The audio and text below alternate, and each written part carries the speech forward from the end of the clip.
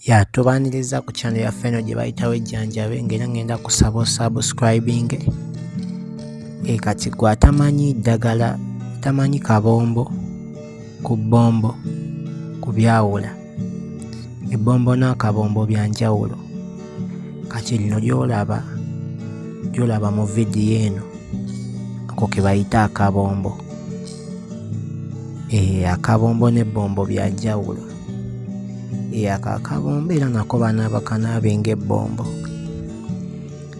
Keeko akabombo k'olaba ku screen yo. Ngenda kusaba osubscribing ku channel yaffe eno ey'okumanya eddagala n'okwejjanjaba.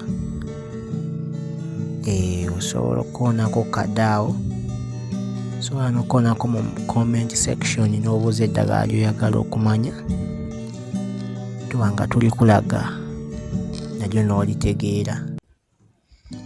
Ngenda kusaba osubscribing.